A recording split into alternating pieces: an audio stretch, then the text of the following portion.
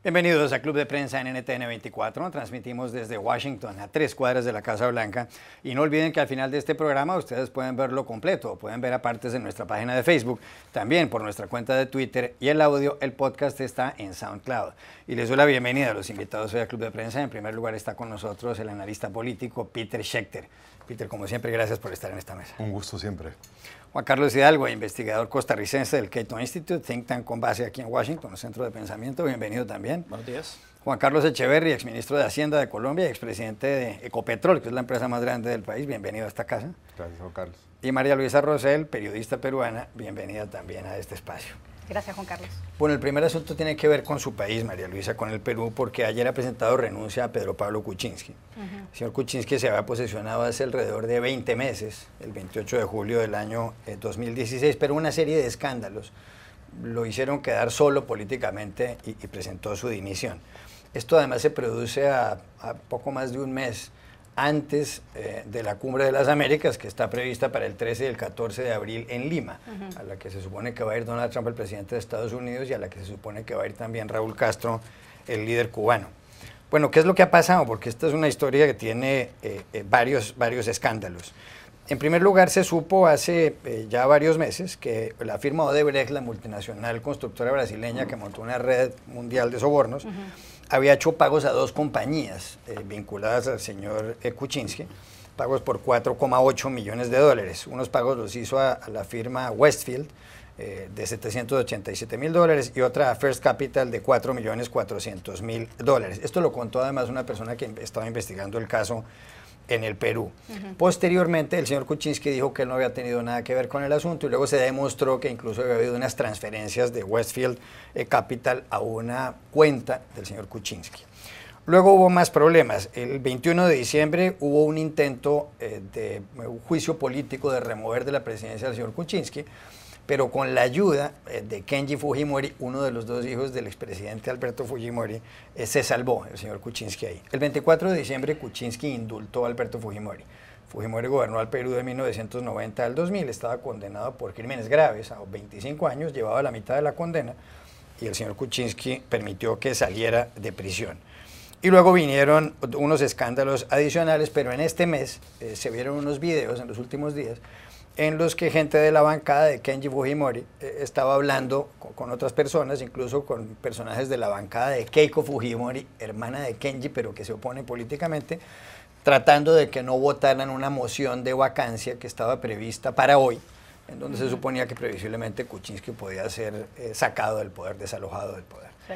Aquí la pregunta es, ¿qué puede pasar en el Perú? Porque voy a recordar un dato. Desde que se fue Alberto Fujimori en el año 2000, han gobernado Alejandro Toledo del 2001 al 2006 y está pedido en extradición aquí a Estados Unidos por supuestamente haber recibido $20 millones de Odebrecht. Luego vino Alan García del 2006 al 2011 y está investigado. Y después Ollanta Humala del 2011 al 2016 y está en la cárcel por los líos de Odebrecht, no solamente él, sino también su esposa, Nadine Heredia. ¿Qué va a pasar en el Perú? Bueno, lo primero que va a pasar es que el primer vicepresidente Martín Vizcarra va a asumir la presidencia el día de mañana, luego que el Congreso vote la carta de renuncia del presidente Kuczynski que fue presentada el día de ayer en una alocución grabada que hizo Kuczynski desde Palacio de Gobierno antes de abandonar el Palacio de Gobierno para ir a su casa. Hay una orden para que el presidente Kuczynski o el expresidente Kuczynski no salga del país. Hay una orden para que el presidente Kuczynski permanezca en territorio nacional, mientras el Congreso no solamente hace el traspaso de poder a Martín Vizcarra el día de mañana, sino que también se establece la comisión que va a investigar a los congresistas que están involucrados en la posibilidad de un delito de tráfico de influencias por haber negociado a través de estos videos que fueron divulgados el día antes en donde se iba a debatir la moción de vacancia del presidente Kuczynski, la posibilidad de ese tráfico de influencias, es decir, comprar votos, congresistas que estaban afiliados al partido de Keiko Fujimori, que estaban siendo o intentando ser convencidos para que voten a favor de la permanencia de Kuczynski en el gobierno. Esto ya se veía venir, Juan Carlos. Desde hace muchas semanas se sabía que el presidente Kuczynski no contaba con los votos suficientes ni el respaldo de todas las bancadas políticas en el Perú para que permanezca. Había un clamor de las calles y hoy mismo las encuestas muestran que la mayoría de la gente lo que quiere es que el presidente interino Martín Vizcarra, una vez que asuma la presidencia por los 3 años restantes, según manda la Constitución, convoque a elecciones presidenciales y convoque a elecciones generales, no solamente de presidente, sino también del Parlamento, del Congreso, porque hay un desprestigio muy grande. Lo que pasa es que estamos enfrentados a un escenario que se repite. 18 años después estamos viendo prácticamente la misma película. Fue exactamente con el mismo modus operandi, un video que se filtra a la prensa en que se da a conocer a la opinión pública que un congresista estaba siendo comprado, intentando ser comprado en el año 2000 para que vote por la reelección de Fujimori. Entonces estamos viendo que es la misma forma de operación de los fujimoristas, montesinistas. En el caso del 2000 era un video en donde se veía a Montesinos pagándole con fajos de billetes de $100 por un monto de $15.000 a un congresista de apellido Curia. Entonces, lo lamentable para los peruanos, y es triste y es indignante, es que se repita una película que ya hemos visto. No hemos aprendido nada del tema de la corrupción y vemos que ahora es otra vez un tema de corrupción en el que se ve envuelto otro presidente del Perú. Peter Schechter, que conoce muy bien el Perú. Mira, yo creo, Juan Carlos, que no hay que confundir lo que pasó ayer en el Perú con lo que está pasando en Brasil, donde hay un sistema de justicia, investigación profunda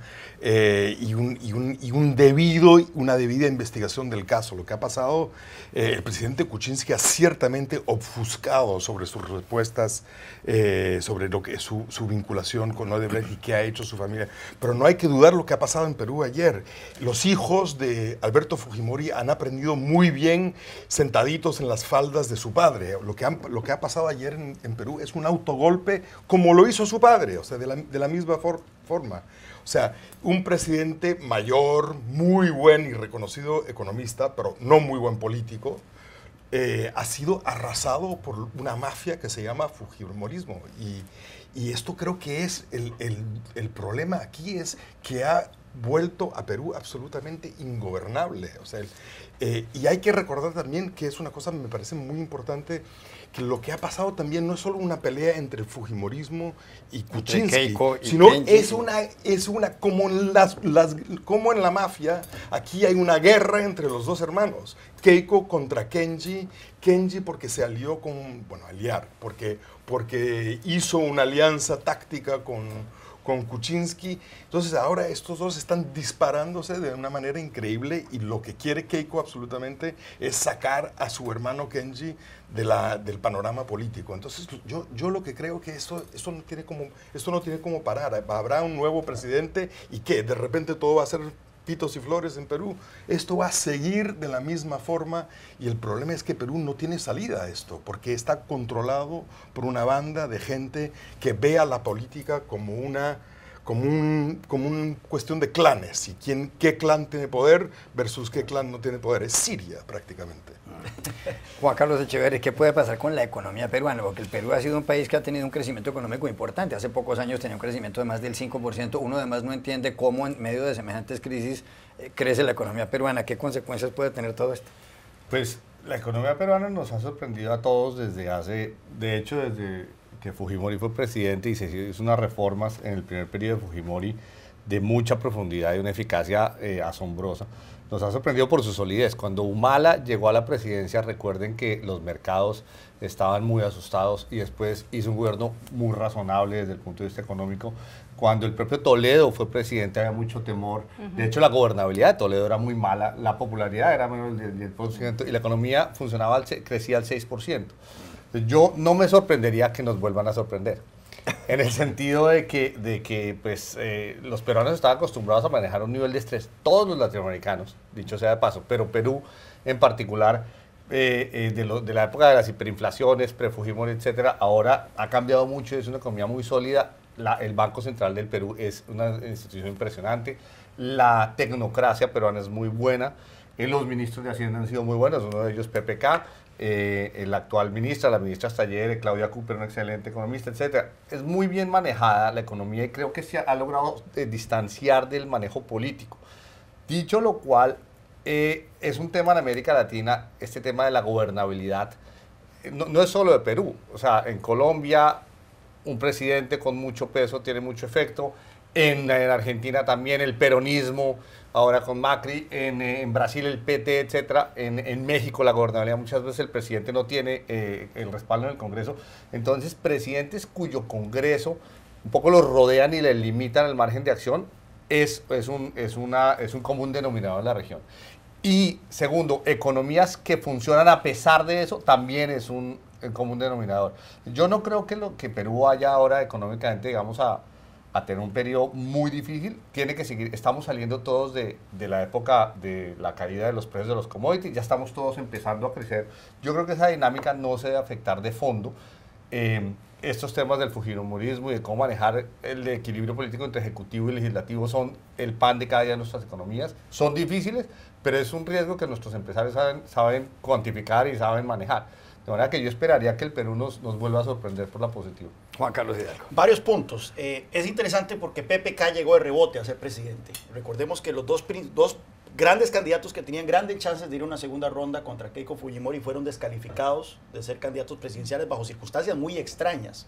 Entonces, él llegó de rebote, en las encuestas no aparecía hasta el último momento. ¿Cuáles eran los candidatos? Julio Guzmán y Verónica Mendoza. Y al final, por un pacto con Verónica Mendoza, es que PPK termina llegando a la presidencia para darle el no a Keiko Fujimori. Entonces, PPK llega en circunstancias muy extrañas. Como bien señala Peter, un tecnócrata con todas las credenciales del caso, liberal, en cualquier circunstancia sería la envidia presidencial de cualquier país de América Latina, pero lamentablemente es un pésimo político y resultó ser un pésimo político. Ahora bien, estoy en desacuerdo con Peter con que esto es exactamente como el autogolpe del 92. No hay tanques en las calles de Lima en este momento. Podemos estar de acuerdo en la naturaleza mafiosa del fujimorismo y que efectivamente es un cáncer para la democracia peruana, pero al final de cuentas PPK cae porque hasta sus propios aliados lo abandonaron, precisamente por la manera en que no fue lo suficientemente transparente en cuanto a sus negocios o a sus ligámenes con una empresa que montó una red de corrupción dentro del Perú. También hay que tener en cuenta que esto no es una obra únicamente del fujimorismo. La misma Keiko está siendo investigada también por recibir pagos por parte de Odebrecht. Lo han dicho los y es de Odebrecht. probablemente que después de que caiga PPK, siga Keiko en cuanto a sus ligámenes con Odebrecht. Así que yo creo que aquí hay varias cosas que son rescatables. Uno, la institucionalidad peruana. Yo creo que entre la alternativa de un México donde nadie se investiga y la alternativa de un Perú donde tenemos a presidentes arrestados, presidentes con solicitud de extradición, presidentes investigados, me quedo con la alternativa peruana. Y por el otro lado, efectivamente, la disfuncionalidad de la política peruana no permea en la economía. Creo que hay un consenso ya político sobre las reformas que implementó Fujimori, pero que fueron inspiradas por la candidatura de Mario Vargas Llosa en 1990, que las reformas de mercado. El primer gran reto fue la vuelta al poder de Alan García. Todo el mundo temía que Alan García iba a ser el populista que arruinó el país en los 80, y resulta que no solo Alan García abrazó las reformas de mercado, sino que las profundizó. Luego llegó Ollanta Humala, que también con su ligamen de Hugo Chávez espantó a mucha gente, y resulta que nombró gente muy competente en el Banco Central y en el Ministerio de Finanzas. Así que parece que existe en Perú un consenso en cuanto a la economía de mercado, la apertura, y se han estancado un poco las reformas en los últimos años, pero Perú sigue siendo una economía muy sólida. Hay un poder judicial que se está fortaleciendo, que está demostrando ser uno de los más fuertes de la América Latina. Lo que necesitamos entonces son políticos de altura. Solo le agregaría un comentario adicional ahora que menciona el Poder Judicial, Juan Carlos, y es que justamente este es el momento de la prueba de fuego para la Fiscalía y para los fiscales independientes que tienen que procesar también a los congresistas que han estado involucrados en esta compra de votos. Se está debatiendo la remoción, el desafuero de Kenji Fujimori de su bancada y del Congreso, y se está también debatiendo la remoción y el desafuero de otros congresistas, incluyendo la primera vicepresidenta, que también es congresista, la segunda vicepresidenta, Mercedes Arauz, que también es congresista del Perú, y otros 4 más. Entonces, ellos van a ser investigados en el Congreso, pero también están pendientes las investigaciones en el Poder Judicial y en la Fiscalía de Keiko Fujimori, y también está pendiente que el Poder Judicial empiece un juicio contra Ollanta Humala, que está procesado, que está en una cárcel sin juicio, lo cual es aberrante también. Claro. No, yo la cosa que quiero añadir, estamos teniendo una discusión muy racional y digna sobre el tema de Perú, pero creo que, o sea, yo creo que hay en Latinoamérica hay preocupación con esto. O sea, la Nación de Buenos Aires ayer reporta que hubo una llamada entre el presidente Macri de Argentina y el presidente Santos de Colombia, en donde el presidente Macri supuestamente, o sea, esto no está claro, pero supuestamente le sugirió a Santos de no ir a la cumbre. A la Cumbre de las Américas. A la Cumbre de las Américas, perdón, a la Cumbre de las Américas, que es el 13 de abril próximo, en donde el anfitrión es Perú y va a ser el presidente Kuczynski, y con la caída del presidente Kuczynski, Macri ha dicho que, bueno, que hay suficientes preguntas sobre cómo ha caído y la manera en la cual ha caído bueno, la manera mafiosa en la cual ha caído, que el presidente Macri ha pensado en no ir. Eso puede cambiar y puede acabar yendo, pero yo creo que las preocupaciones son más amplias. A mí hay algo que pasa acá. Todas las crisis enseñan cosas. Entonces, ¿qué es lo que nos está enseñando esta crisis? Y el tema de Odebrecht y las ramificaciones que está teniendo en muchos países, si bien es traumático y es revelador de cosas muy preocupantes, a mí me parece que es muy bueno. Esto está cambiando la forma como se hacen negocios en América Latina, cómo se hace política en América Latina y cómo negocios y política se juntan. Me parece que estamos naciendo a un nuevo mundo. Durante décadas en nuestros países hay una imbricación entre negocios y política que todo el mundo sabía, que está en chismes, que está en los almuerzos, que la gente menciona que fulanito es sutanito, pero la dimensión que alcanzó esto, que coincide obviamente con el boom de los commodities, el boom de las materias primas y la riqueza. América Latina ha crecido mucho en los últimos 20 años, ha salido gente de la pobreza, etcétera, pero esa cantidad de dinero hace que antes la corrupción probablemente era igual que ahora, no sé, pero no era tan visible, no eran las sumas que estamos viendo, no cambiaban presidentes, ¿no? El hecho, este escándalo de Odebrecht, que es pues ubicuo en la región, me parece que es una gran lección, que los presidentes se caen, y en eso Perú hay que felicitarlo con lo triste que es esta historia, que es el país en el que más se ve a la justicia teniendo eficacia. Es el presidente de la cárcel. Brasil, perdón, tú tienes razón. Donde todo esto ha empezado, sin los brasileños no hay caso de Odebrecht, ni en Perú, ni en Colombia, ni en México. Los brasileños han sido los que lo investigaron. ¿Y por qué? Porque en Brasil hay algo que se llama el Ministerio Público, que es pagado por el Estado, y hay un servicio civil de jueces entrenados a ser jueces investigadores. De los americanos. O sea, el de tema la fiscalía aquí en Estados Unidos se sabe es acá. Probablemente si hubiera sido un tema solo de latinoamericanos investigando latinoamericanos, esta cosa habría sido mucho menos profunda y grave. Aquí hay dos frentes de reformas que tienen que salir de esto. Primero, reformas a los poderes judiciales, y Brasil ha hecho reformas importantes. Nosotros publicamos un paper recientemente sobre las reformas que ha hecho Brasil desde los 90, principalmente la introducción de la delación premiada, ¿verdad? Que así, la manera en que la diseñaron en Brasil es una manera muy, muy eficaz para combatir la corrupción organizada. Y después, reformas del lado de la concesión de obra pública. Ahí tenemos que aprender mucho de Chile. ¿Por qué no estamos viendo tanto escándalo? Aunque hay rumores de que ha habido corrupción también en Chile en materia de concesión de obra pública, pero los chilenos yo creo que tienen el sistema más transparente de concesión de obra pública, por lo menos de la región, y los otros países deberíamos de aprender para no seguir cometiendo estos errores que hemos visto en otros países. Ya regresamos a Club de Prensa. Volvemos a Club de Prensa en NTN 24. Juan Carlos Hidalgo, ha habido un escándalo monumental en Facebook por lo que ha ocurrido con una compañía llamada Cambridge Analytica, una compañía fundada con dinero de Robert Mercer, un multimillonario estadounidense, y que además tenía entre sus principales directivos a Steve Bannon, que le puso el nombre de esta compañía, y que fue el principal estratega político del presidente Donald Trump, y él, además, el líder de Breitbart News, una página web muy conservadora. Hasta mediados del año pasado estuvo en la Casa Blanca del señor Bannon.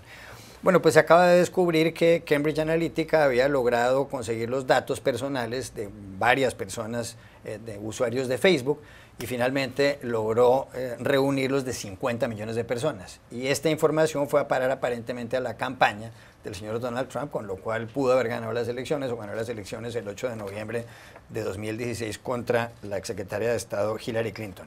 Como consecuencia del escándalo, Facebook perdió en un par de días 50.000 millones de dólares, repito, 50.000 millones de dólares en su valor en la bolsa de valores. Quien logró conseguir toda esta información fue un hombre llamado Alexander Kogan, ruso-estadounidense, que estaba en Inglaterra. 5 días después del escándalo, ha hablado finalmente ayer el señor Mark Zuckerberg, el fundador de Facebook, y dijo que en primer lugar él pide excusas por lo que ha pasado, que eso no ha debido pasar, que no merecen la confianza de los usuarios, los miembros de la compañía de Facebook, dentro de la cual forman parte o que tiene un número de usuarios de 2.200 millones. O sea, si Facebook fuera un país, tendría casi el doble de la población de la China, que es el país más poblado actualmente. Bueno, ha pedido perdón el señor Zuckerberg y ha dicho que a él no le importaría incluso que se impongan mayores reglamentaciones a Facebook y que además va a tomar unas medidas con respecto a las compañías que puedan reunir estos datos de Facebook. ¿Usted cree que esto es suficiente o aquí falta algo más? ¿O aquí falta que lo investigue el Congreso en Estados Unidos y él está dispuesto a ir? ¿O usted cree que en la Unión Europea, donde les encanta imponer regulaciones, deberían meterle el diente? Yo creo que esto debería dirimirse en las Cortes. Obviamente ha habido violaciones contractuales entre lo que Facebook decía que cómo se compartía la información que uno brindaba con terceros y lo que ocurrió, y recordemos que esto ocurrió hasta el 2014, ya en el 2014 fue que Facebook tomó medidas para que este tipo de aplicaciones no siguieran compartiendo información, accediendo a información de terceros, y que Facebook había alcanzado un acuerdo con Cambridge Analytica para que destruyera esa información, lo cual al parecer no hizo. Entonces claramente Facebook tiene razones para poder demandar a Cambridge Analytica y sacarle la mugre en las Cortes, y probablemente existe razón para que haya una demanda colectiva en las Cortes estadounidenses para sacar la mugre a Facebook también por la manera en que violó los términos contractuales de su relación con los usuarios de Facebook. Yo sigue siendo muy escéptico de la noción de que esto hay que caerle por medio de regulaciones. Si hay algo que no me gusta, es la idea de políticos poniéndole límites a vehículos o a medios como Facebook o medios como los medios de cualquier otro medio de comunicación como son los periódicos o los medios radiales o televisivos. Peter Schechter. Yo creo que dos cosas. A ver, vamos a predecir hacia el futuro. Yo creo que una es que esta vez Facebook no se va a salir con las suyas. O sea, esta vez que Facebook ha sido el centro de todo tipo de acusaciones que ellos no cuidan y guardan la privacidad de sus usuarios. Yo creo que esta vez esto va a salir. Va a ser demoledor. Esto va a ser demoledor. Yo creo que sí va a haber de la Unión Europea, primero, como tú dices, les encanta regular, primero la Unión Europea, alguna regulación en donde ellos van a circunscribir las actividades de Facebook, y yo creo que va a pasar lo mismo aquí. Aquí las actividades, esto ya se ha vuelto un tema en el Congreso entre varias personas importantes que antes estaban como en las franjas de la discusión, que ahora se ha vuelto una discusión no solo de si debemos hacerlo, pero cómo lo vamos a hacer. Para cuidar el negocio de las plataformas en Internet, pero también hay que regularlas y hay que circunscribir las capacidades de simplemente que ellos es como el Wild West ahí, ¿no? No hay ninguna regla. El lejano oeste, y todo el mundo se comporta. Segunda predicción es que yo creo y he oído hablar de que lo que va a salir sobre Cambridge Analytica es que Cambridge Analytica ha sido el vínculo entre la campaña de Trump y los rusos. Cambridge Analytica mina los datos de americanos que están insatisfechos, se lo entrega a los rusos y los rusos hacen las operaciones de falsas noticias a los americanos. Eso me parece una teoría, me parece súper interesante, y es el vínculo que todo el mundo ha estado buscando de... O sea, es la prueba reina que está buscando todo el mundo, creo. Exacto. ¿Y quiere hacer alguna apuesta? Porque usted una vez apostó aquí que Donald Trump, ¿se acuerda, no? Mire, cuando se lanzó a las elecciones... Y pagué la apuesta con el Peter Schechter dijo que un mes después, y lo pensábamos todos, no íbamos a estar hablando de Donald Trump, que apostaba una botella de champaña y la trajo y por sorpresa la puso sobre la mesa, ¿no? Entonces, no, pero es grave lo de Cambridge Analytica. Juan Carlos Echeverri. Yo voy a hacer 2 puntos. Uno, el siglo XX se inauguró con un problema en que la tecnología militar sobrepasaba con creces a la diplomacia, y eso llevó a la Primera Guerra Mundial. Los reyes, ¿no? el zar era primo del Kaiser, ¿no es cierto? Se decían Nicky y Billy, ¿sí? Y los señores se trataban que con mi primo nunca vamos a hacer la guerra, y cuando se dieron cuenta es que los militares podían llegar en un día, podían llegar a la frontera, porque tenían trenes en vez de caballos, como 30 años antes, en trenes para llegar un día a la frontera, y como el otro podía llegar a la frontera en un día, yo tenía que llegar más rápido, y cuando ellos se dieron cuenta ya los militares estaban en las fronteras y se armó la Primera Guerra Mundial. El siglo XXI pasa algo similar. La tecnología digital sobrepasa la capacidad de la política para manejarla. Lo que está pasando en Estados Unidos, lo que está pasando en muchos sitios es que la tecnología digital tiene una capacidad de perturbación que no sabemos cómo manejar, ni políticamente ni regulatoriamente. Primer punto. Segundo, yo vengo de la industria petrolera. Voy a hacer un símil. ¿Qué es lo que está haciendo Facebook? Tienen un yacimiento, crearon un yacimiento, ¿no?, de datos de todos nosotros. Ya no es petróleo, no son moléculas de hidrocarburos, sino moléculas informativas. Y ese yacimiento no tiene ninguna regulación. Si esto fuera el petróleo, habría un licenciamiento de campos, habría unas reglas de explotación, habría unos daños a medio ambiente, habría una regulación de cómo explotar un campo petrolero, porque pues, en un campo petrolero puede haber derrames, puede haber, y cada molécula se sabe a dónde llega. Cada molécula o se la vende usted en una estación de gasolina o de diésel o va por un tanquero, cada molécula porque es dinero. Aquí hay millones de moléculas, entre comillas, sí, que son informativas, que nadie sabe a dónde terminan, son nuestra información privada, ¿no? Son nuestra información privada, yo qué compro, qué me muevo, cuándo le compro flores a mi esposa, en fin, ¿dónde estoy hoy? Estoy en esta esquina, en Starbucks, entonces ya saben, entonces me mandan información sobre que en la siguiente esquina venden algo que yo compré la semana pasada. Yo soy la molécula de Facebook. Bueno, yo no tengo Facebook, pero digamos, seríamos las moléculas de Facebook. Entonces, esto sí tiene que tener algún tipo de regulación. No intrusiva, no invasiva, pero es que es un yacimiento que hay que saber cómo explotar. Yo quiero pedirle a Juan Carlos permiso para robarle esta metáfora. Me parece buenísima. Buenísima. Y lo peor de todo es que la admisión de Zuckerberg, que además es tardía cuando pide perdón públicamente a través de varias entrevistas, es que en realidad Facebook no tiene la capacidad precisamente de almacenar y cuidar y proteger esas moléculas y esa información a la que hace referencia el exministro colombiano.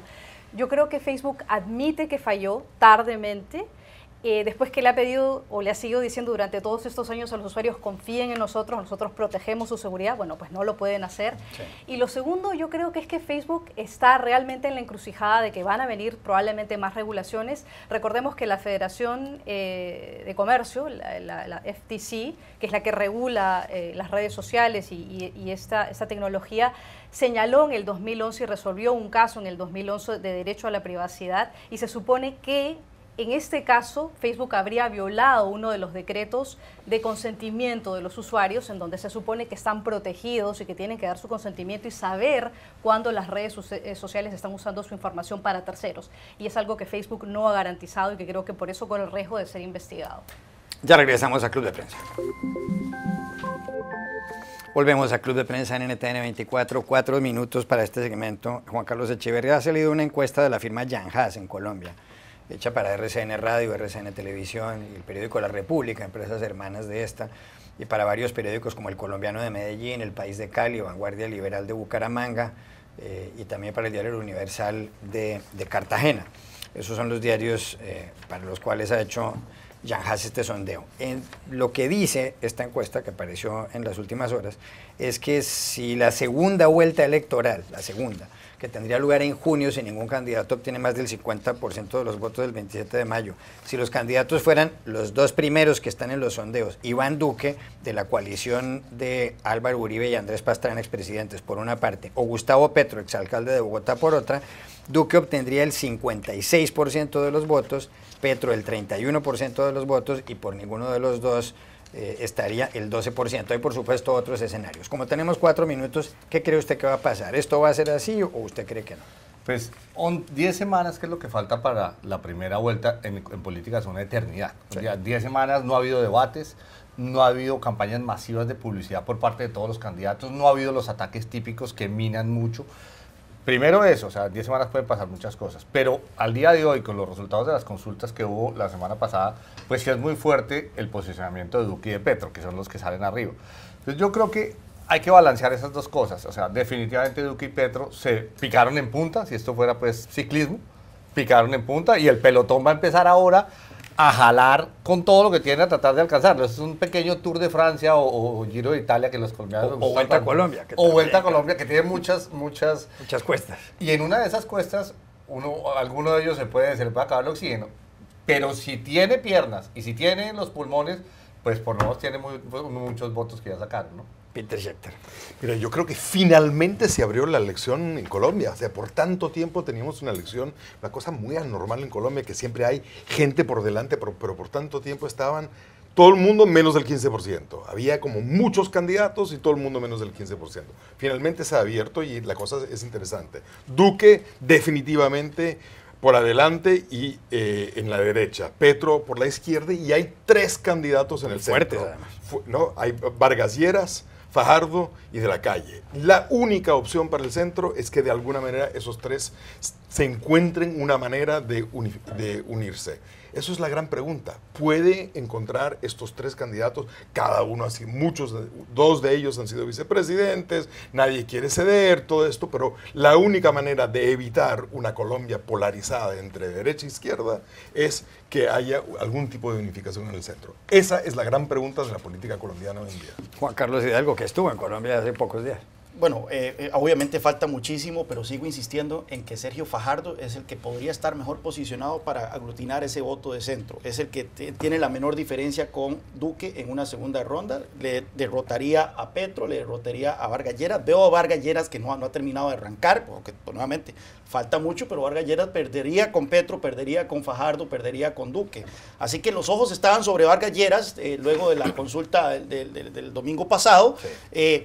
Veo que no está terminando de arrancar y nuevamente insisto en que Sergio Fajardo. Ayer hablábamos de que es el que genera menos resistencia a la hora de preguntar por quién nunca votaría usted. Así que yo pondría mis ojos sobre el exalcalde de Medellín. De acuerdo. Gracias, Peter Schechter, por haber estado aquí. Juan Carlos Hidalgo, Juan Carlos Echeverri, María Luisa Rosell. Y ustedes no se vayan enseguida. Aquí Sebastián Rotella. Volvemos a Club de Prensa en NTN 24 y nos honra tener, como cada vez que viene acá en esta mesa, a Sebastián Rotella. Gracias, Sebastián, por estar con nosotros. Un gusto, muchas gracias, Juan Carlos. Sebastián es, como todos ustedes saben, periodista de ProPublica, una entidad de medios de comunicación aquí en Estados Unidos sin ánimo de lucro, que además fue la primera que se ganó un premio Pulitzer por periodismo en la web. Y Sebastián tiene un currículum pues, realmente envidiable. Se ha ganado el premio Peabody aquí en Estados Unidos, el premio Mariah Moores Cabot, que es el premio que da la Universidad de Columbia para los que fomentan el entendimiento en las Américas. Es el premio más antiguo del periodismo internacional en el mundo. Y además ha sido finalista de un premio Pulitzer. Y usted ha escrito 4 libros, el primero de no ficción, y luego 3 novelas. Y aparte de eso, como periodista, ha estado varios años cubriendo la frontera de Estados Unidos y México.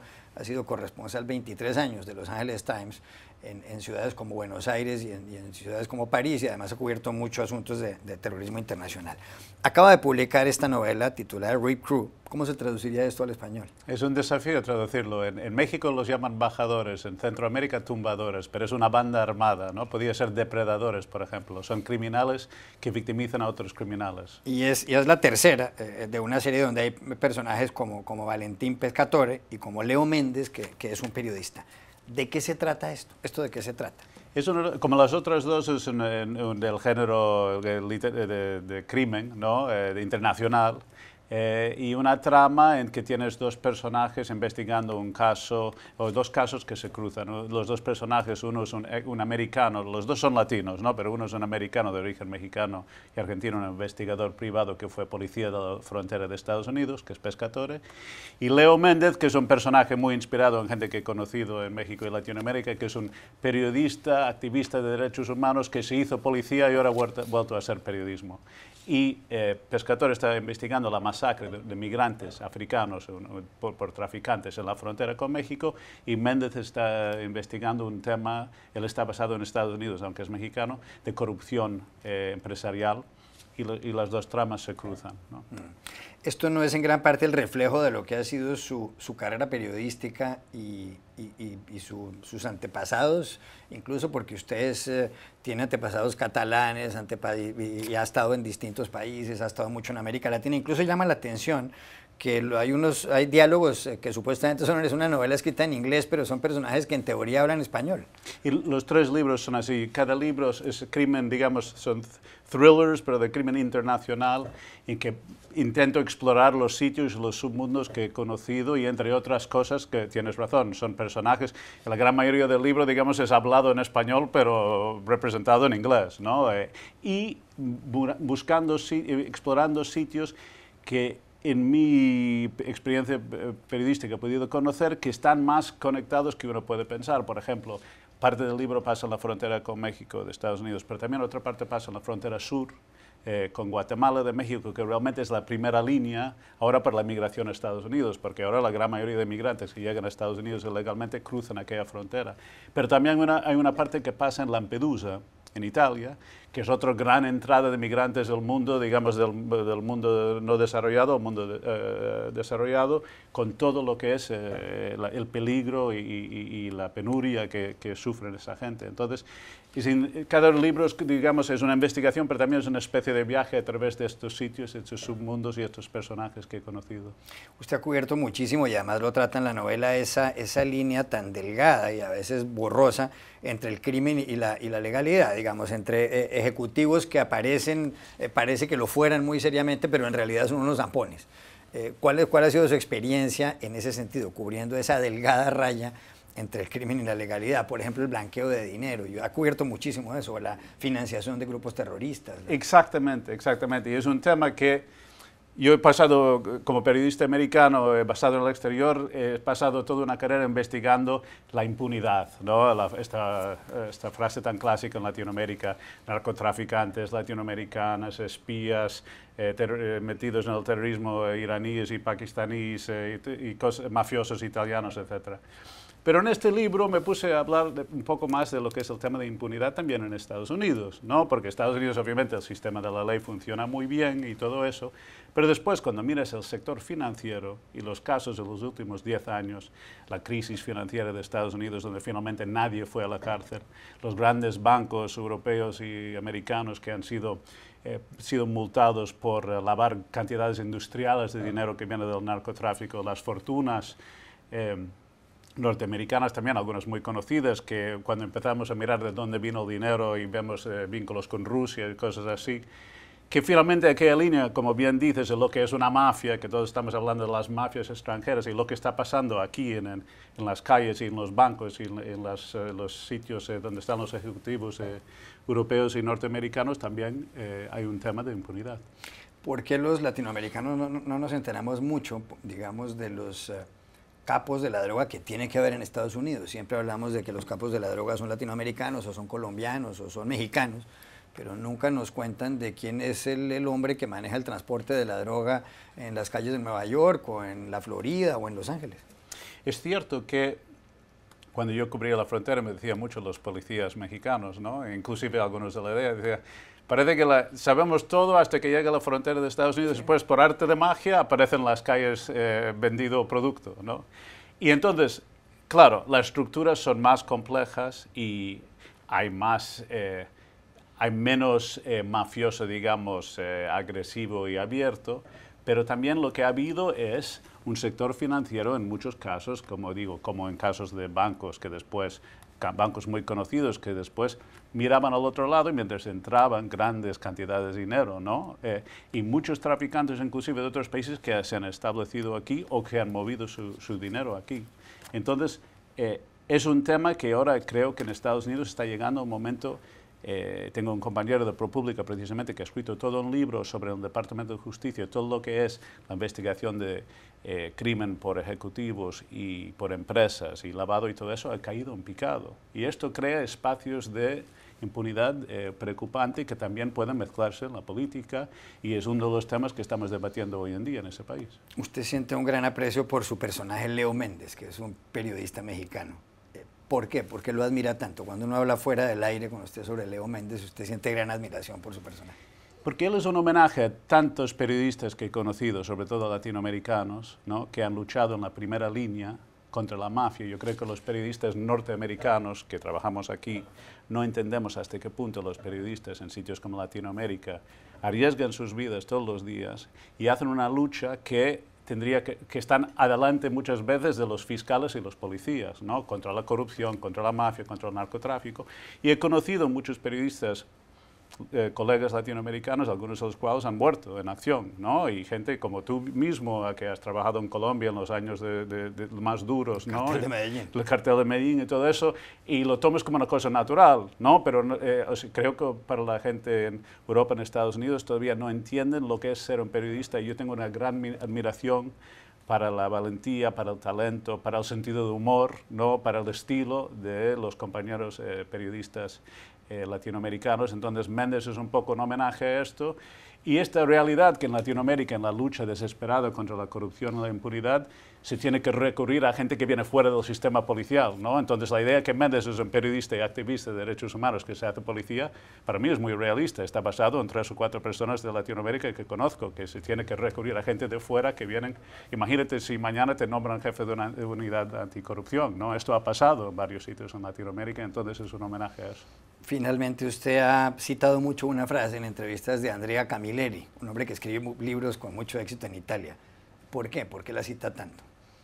Yo entrevisté a Camilleri, que es un personaje fascinante, un gran periodista de Sicilia y escritor de Sicilia, que desde donde son mis antepasados también, algunos de ellos, y tiene esta frase que le atribuye a Dostoyevsky. Yo no sé si es de Dostoyevsky o no, pero está muy bien, que dice: escribe bien la historia de tu aldea. Si lo escribes bien, habrás contado la historia del mundo, ¿no? Y él lo hizo él lo hace siempre con un pueblo que él ha inventado siciliano, sería como García Márquez con Macondo, por ejemplo, ¿no? Entonces, yo soy de un sitio muy concreto que es Chicago, pero no escribo de Chicago porque he ido viviendo y trabajando en tantos sitios que supongo que tengo una serie de aldeas, ¿no? Y intento en cada libro evocarlos, ¿no? Y explorarlos, pero me parece una frase como inspiración para un escritor clásica. Sebastián Rotary, ¿cuándo sale este libro en español? Va a salir en francés, ¿no? Va a salir en francés en mayo, y ahora la segunda va a salir tiene que salir en español, y el siguiente gran trabajo será esa. Mi mujer tradujo el primero, que salió en México. ¿Es española? Es española, y la traducción, por supuesto, es mejor que el original. Entonces esperamos lo mismo para ese. Claro que sí. Aquí está el Rip Crew de Sebastián Rotella, y nos sentimos honrados cada vez que viene a esta mesa. Gracias por haber estado con nosotros y muchísimos éxitos con este libro. Muchísimas gracias, Juan Carlos. Y a ustedes los espero mañana nuevamente en Club de Prensa. Bueno, muy bien, cara. Muchas gracias.